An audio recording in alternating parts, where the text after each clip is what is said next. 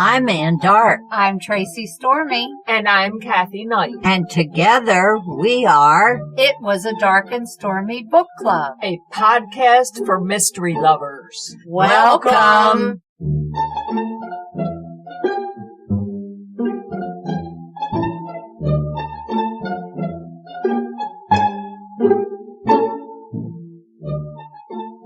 Welcome to the final special episode of It Was a Dark and Stormy Book Club, featuring the Agatha nominees for this year's Agatha Awards. On this episode, we will feature Nancy Cohen, Ben Guterson, Shari Randall, and Jane Turzillo. So bear with us. It'll be well worth listening to the whole thing. Let's jump right in. Enjoy. Our first nominee interview is with Nancy J. Cohen. Enjoy. Welcome, Nancy Cohen. She is an Agatha nominee for the Nonfiction category for her book on how to write cozies. Welcome, Nancy. Thank you for having me. I'm excited to be here. Well, we're happy to have you. Why don't you get started by telling us a little bit about yourself? I've been writing for many, many years. I started out writing romance, and then I switched to mysteries, because I just really like plotting process. It's been great. My series features hairstylist sleuth Marla Shore, who works in sunny Palm Haven, Florida, which is essentially a fictional name for where I live. How did you react when you received your nomination for the Agatha? Wildly excited. I never believed it would happen, and it's been one of my ultimate goals in writing to get an Agatha nomination. For me, it's the ultimate award, especially because it speaks right to the genre in which I write. Plus, it's a great honor to be thought of by your peers. That's probably the most meaningful thing to me. I'm really excited. I'm looking forward to going to Malice at the end of this month. Whatever happens, I'm just very grateful to be a nominee. What made you want to write a book about how to write a cozy mystery? Writing mysteries, there really was nothing addressing cozy mysteries in particular. There were books on how to write mystery or suspense, but nothing to address this particular subgenre. Cozy mystery authors sometimes are relegated to second child status compared to serious crime fiction writers. So I felt it was time we had some recognition to increase our visibility in the mystery world, and I wrote the book, Writing the Cozy Mystery. It was really needed, I felt, because there was nothing like it out there. It assumes that you already have basic writing skills, so I just wanted to focus on the cozy mystery genre, how to write subgenre in particular. Tell us a little bit about your cozy series, The Bad Hair Days. Marla Shore now she's married. Marla Vale. She lives and works in Palm Haven, Florida. She owns her own hair salon. She's a very caring, nurturing person, which I like to think comes from my own nursing background. She's got her friends and family that surrounds her, all the recurrent characters that we come to love. Her relationship has progressed with the man she meets in book number 1. She marries Detective Dalton Vale in book number 10, and then something surprising happens. So her life changes, she evolves as a character, and the people with her change also, which I feel is critically important for a series character. They have to evolve to keep our interest. There's 15 plus a novella and a short story. Working on number 16 right now. What advice would you give to aspiring authors, or is that covered in your nonfiction book? I think in general, aspiring authors need to become part of the writing community. That's really essential because you can't do it alone. You learn so much from your fellow authors. Everything about business aspects of writing I've learned from other authors. Really important to attend workshops, go to conferences, join the professional writing organizations, and start writing, and don't give up. Don't never give up, never surrender. You have to keep going, one book after the other. Believe in yourself, be professional, keep practicing, Keep aiming toward your dream and you will achieve it. We're fortunate that there are many routes to publishing today, and so you don't have to give up. If one way doesn't work, you try something else. Persistence pays. We are finding that out with this podcast. It's getting word out there too, and again, networking with other writers. When you communicate with other people, then the word spreads and blossoms and so forth. Will you be at Malice? Yes, I will. Oh, good. We look forward to meeting you in person. It's always a good conference. We are hearing from a lot of authors that, especially in the mysteries genre, that the community is so helpful to each other, and it's such a close-knit organization. It's very helpful. They're very friendly. I always go to Sleuth Fest also, which is in Boca Raton area every year. That's more geared toward mystery writers. That's where the aspiring authors should really go. Alice is a great place to meet fans and readers and industry professionals. They appeal to different audiences. Of course, you're going to Malice, and you're working on number 16 in your series. Do you have any other events or books coming out? Kind of working on 3 projects at once now. I like to keep busy. Besides the next Bad Hair Day mystery, I'm putting together a cookbook because I love to eat. I like food. I just went to a cooking class last night, which you can read about on my blog. I have a lot of recipes on my website, and I thought I really should compile these into a cookbook. I'm working on that, and we're still reissuing my backlist titles. I have the rights back to.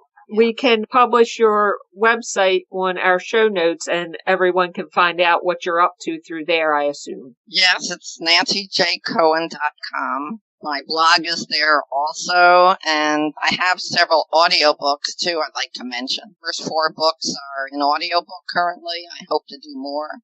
That's really exciting, because it's fun to hear your story voiced by the narrator. She gets the different characters with different voices, so it's really fun. The first book in the series is Permed to Death. This followed by Hair Razor, Murder by Manicure, and Body Wave. Do you write your title or your book first? I usually have the title. I have a whole page full of titles. That could change. And I do plan out my story ahead of time. Everybody always wants to know if you're a plotter or a pantser. I do plot my story out and write a synopsis first. That might change when story magic comes in and the characters start taking over. That's the exciting part of writing, when the story starts to flow on its own. We hear that characters will start to take over and insert themselves into the story in ways you didn't expect. They will.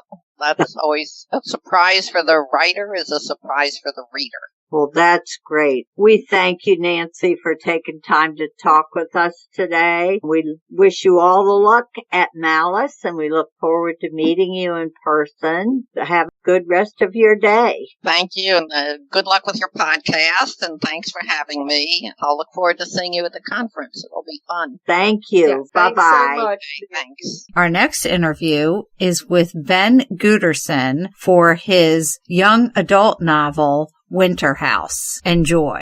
Welcome, Ben. He is one of the Agatha nominees for young adult fiction. Welcome, Ben. Thank you. It's a real pleasure to join you. I appreciate having the chance to talk to you. Our first question that we've asked all the nominees so far is, what was your reaction when you found out you were nominated? Well, I was excited and surprised. I, of course, really pleased to learn that I had been nominated and selected like this. I guess you're always happy to get a nice response to anything that you write or anything you produce. So, of course, I was really thrilled, and I was pretty surprised, actually. Just very glad to receive the nomination. How did you get started writing, and what drew you to the young adult mystery genre? Really started writing maybe in my mid to late 20s. After college, I was always a big reader. I loved to read, and I've been a bookworm my entire life. Just always loved books, really, of all sorts. But it wasn't really until maybe a few years after college that I thought maybe I would try my hand a bit at writing. I went in different directions. I did some nonfiction, actually wrote a nature travel guide. It was kind of a guide to the Southwest.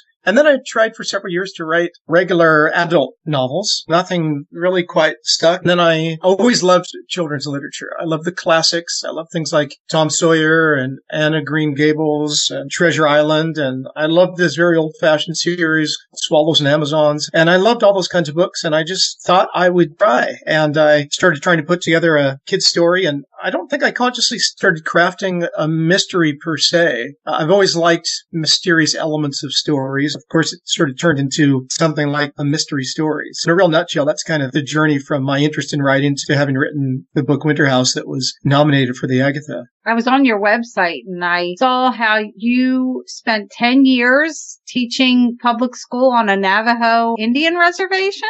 I was a public school teacher for 10 years, and the first 7 of those were in a small town called Crown Point, which is on the Navajo Reservation in New Mexico. It was a great experience out of college and sort of a young teacher. Really grateful to have had that experience. Great people down there and a really great school, and lots of folks are really helping me to learn what it meant to be a teacher and get a career started. So I have a wife and 3 kids, and my family was very young at that point. From there, we moved to southern Colorado to a little rural school where I taught for 3 more years in a school that actually was kindergarten through 12th grade, basically in one building, very small school. I was a school teacher for 10 years, and then I actually moved on to a bit of a career at Microsoft in different roles. I'm from the Seattle area. My wife and I and our kids came back to this area, and I worked at Microsoft, and I actually quit Microsoft about 3 years ago when I was able to secure a nice little situation with Macmillan Publishing and Henry Holt to start writing books. So it's been an interesting little journey, I guess you could say, but I'm very happy for every step along the way and happy to be here now. What gave you the idea for Winterhouse? I'll need to tell you a brief little story here, if I may. Really, the inspiration and the idea came from my youngest daughter, who's now 24 years old. And when she was about 8 or 9, one nice day, we took a walk to a little lake by our house. She said, "Dad, let's take some notebooks with us and let's write stories and draw pictures and all those sorts of fun things." So I said, "Okay, that sounds like a good time." So we did. And I started drawing a picture of a hotel. I don't know why, but it looked like it was up in the mountains in a snowy place. And the name Winterhouse popped into my mind. On the back of that page, I started writing a story. I wrote 2 or 3 paragraphs about a girl. And actually, the name Elizabeth Summers came into my mind, and that ended up being the name of the protagonist of my story. And I wrote those 2 or 3 paragraphs, and I read them to my young daughter, and she said, "Dad, you ought to write the entire book." I went home and put that picture in my drawer. Most likely would have forgotten about it. But about a year later, she said, "Dad, how's the progress going on that book?" And I said, "Not so well. I haven't started." And she said, "You should write Winterhouse." And she kept asking me, and then kind of turned into one of those whole things that families joke about or whatever. But over the years, she or the other members of my family would say, "Winterhouse, you should write Winterhouse." When she got into high school or later in high school, I don't know why, I just decided I would give it a try. Nothing else was flowing for me in a writing sense. And I started writing Winterhouse, and things progressed, and I connected with an agent and a publishing company, and everything just sort of moved forward. I don't quite know how, but it did. I'm grateful to my daughter and my whole family for encouraging me, because it's been a lot of fun. Sometimes it's all about the timing. It wouldn't have been right, obviously, for you to start it back when she was younger, but it was right. I could not agree more. Everything happens in the right time. Do you perceive this as an ongoing series, or is it just going to be the 2 books? It's a trilogy. The 3rd one will come out later this year, and that will complete the series. It'll be called the Winterhouse Mysteries. I conceived of it as just a single book. I never even thought of anything more. When Macmillan and my great editor there, Christy Ottaviano, took a look at the first book, she sort of envisioned the possibility of a trilogy, and that's sort of what I signed up for. I'm glad she's encouraged me in that direction. It's been a lot of fun to write a trilogy. It's a challenge. I didn't just expand the first book into 3 books. I kept the first one pretty much as is, but I revised it, of course, when I realized it was going to be a trilogy so that it had some room for development over the subsequent books. So I embedded things in there that could play out over 2 more volumes. It's been a challenge, but a lot of fun. I have to say, I really enjoyed the artwork. They did such a good job of giving it a mysterious feel to it. It's very well done. I could not agree more. And I had nothing to do with locating the artist. She's a wonderful young woman named Chloe Bristol, and she works for Paramount Studio or Paramount Pictures. I'm not sure how you refer to it. She's worked on the SpongeBob cartoon, and she did some backgrounds for the recent Mary Poppins movie that came out. And I like to mention this. Her style is, to me, reminiscent of the American artist Edward Gorey. And I'll tell you something very interesting. The book that inspired me when I was a kid was called The House with a Clock in Its Walls, a great mystery by John Bellairs. And they actually made a movie of it a few months ago. I loved that book. It was in my mind quite a bit when I was working on Winterhouse. Edward Gorey illustrated that book. And so when folks at Macmillan first showed me Chloe Bristol's illustrations for my book, Winterhouse, I was really amazed because the style of Chloe's illustration to me was so reminiscent of Edward Gorey's in the book that inspired me when I was a kid and that was in my mind when I was working on Winterhouse. So it's very mysterious how that came about to me. It just seems a lot of connections were made. And I've had several people just volunteer something reminiscent of Edward Gorey and Chloe's works that kind of confirms my initial impression as well. But I find that pretty cool that there's a connection there of those books and those artists. Do you have a